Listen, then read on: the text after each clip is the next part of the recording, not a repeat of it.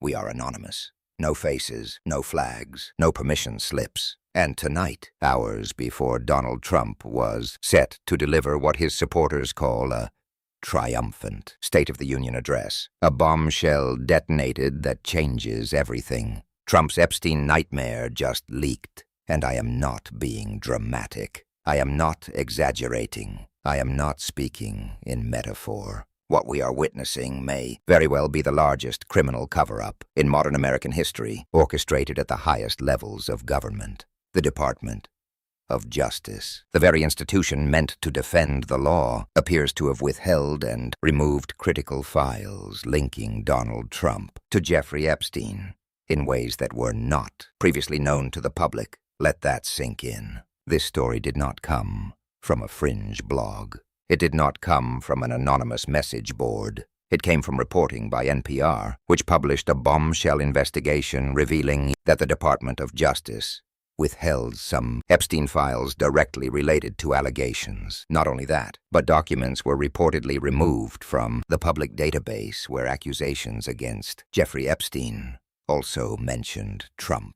These were not random scraps of paper. According to the reporting, what appears to be more than 50 pages of FBI interviews are missing. 50 pages. These include notes from conversations with a woman who accused Donald Trump of sexual abuse decades ago when she was a minor. The Department of Justice did not simply redact them. They removed them. Representative Robert Garcia confirmed what NPR reported. He stated publicly that after reviewing unredacted evidence logs at the Department of Justice, oversight Democrats can confirm that the DOJ appears to have illegally withheld FBI interviews with a survivor who accused President Donald Trump of heinous crimes. Illegally withheld. And before anyone says this is just partisan noise, let's remember something else. Even Ted Cruz looked visibly flustered on air when discussing the broader Epstein fallout. At one point, in a bizarre and telling slip, he said child molesters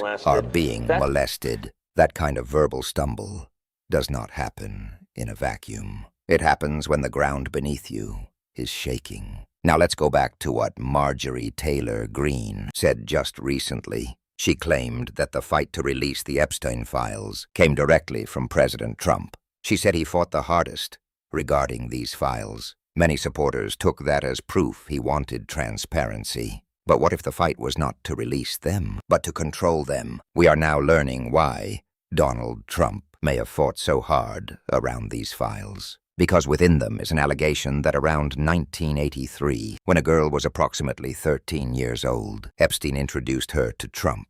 According to the woman's account, Trump subsequently forced her head down toward his exposed genitals. She says she bit him in response. She alleges that Trump then punched her in the head and kicked her out. The FBI interviewed this accuser 4 separate times. 4. That detail matters. The FBI receives countless tips, many of them from unstable individuals or unsupported claims. When the Bureau conducts 4 interviews with the same witness, that signals they considered her credible enough to pursue seriously. These interviews are referenced in an FBI serial report and in a list of non-testifying witness materials from the case against Ghislaine Maxwell, released under the Epstein Files Transparency Act. In one report, Epstein allegedly told Trump about the girl, saying, "This is a good one, huh? She was around 13 years old." In a 2020 lawsuit against Epstein's estate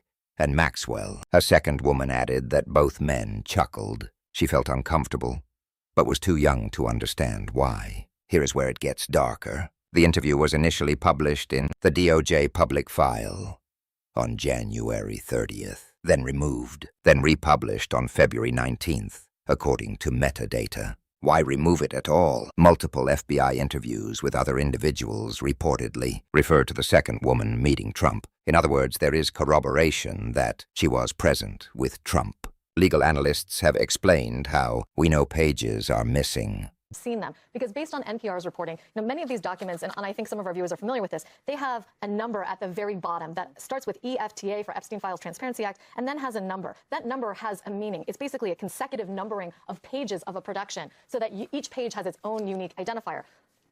NPR basically looked then at the index, compared it to what was produced for this particular witness and her statements, and has, by comparing those page numbers, has counted 50 plus pages that they believe are missing that correspond to these 3 interview memoranda. We have not.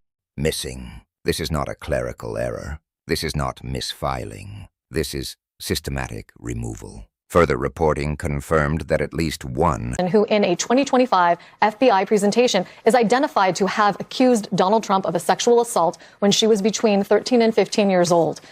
We know that based on a human source who has confirmed to us that this woman is one and the same. So I want to make this very clear. There is a woman who, according to the FBI and documents compiled last summer, accused Donald Trump of sexually assaulting and physically abusing her. One of the things in her accusation is that in addition to forcing her to perform oral sex, he also... Of the 4 interview memoranda listed for her in the index, only one is visible publicly. In that lone visible memo, the accusations against Trump are absent. She merely states she met Trump once, without detail. When asked how she understood Epstein had abused her, she showed agents a photograph she had been sent by a friend. She was reluctant to share it because someone else was in the image. According to the memo, it was a well-known photograph of Epstein and Trump together. She feared retaliation if she revealed the full image. Where are the other 3 interview memos? Why are they gone? Again, this index gives a unique numerical identifier to more than 500 witnesses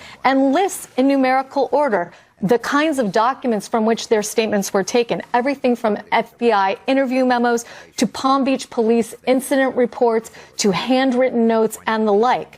Going through those methodically, you can see as a layperson or as a reporter what has been produced in the files and what hasn't. Representative Garcia has been clear. There is a survivor who made serious allegations against the president. The FBI conducted interviews. A manifest lists documents and interviews that should be available to Congress as part of the file search. Some are accessible, others are missing. He stated plainly that he is viewing unredacted documents in the DOJ's possession. He's aware of the survivor, and why those documents are missing is a critical question. We can infer why, and here is the broader context. Donald Trump's documented friendship with Epstein is not disputed. Photographs, party footage, flight logs, public statements. Trump once told New York Magazine in 2002 that Epstein was a terrific guy who liked women on the younger side. That quote exists. It is not fabricated. Epstein was later arrested and died in federal custody under circumstances that remain deeply suspicious. Maxwell was convicted in 2021 for sex trafficking-related offenses, and now, as Trump stands at the pinnacle of political power once again, the Department of Justice appears to be shielding him from the full exposure of what is inside those files. We are told the DOJ fights for justice. We are told it fights for the rule of law. But in 2026, the evidence suggests it may be fighting for Donald Trump.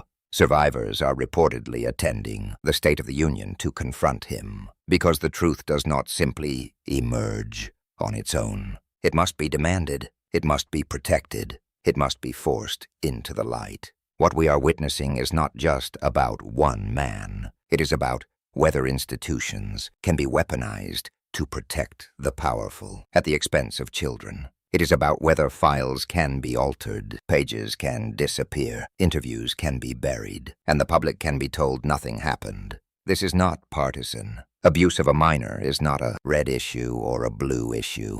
It is a human issue, a moral issue. And if more than 50 pages of interviews by a sitting president have been removed from public view, that is not politics. That is a constitutional crisis. We are truly shocked by this latest round of allegations. It is not just the stomach-turning, disgusting nature of what the President of the United States potentially did to a 13-year-old child. It is the brazen, dictatorial cover-up. The Department of Justice is supposed to be the shield of the American people. They are supposed to fight for us. They are supposed to fight for the truth, for transparency, and for the blind application of the law. But not today. Not in 2026.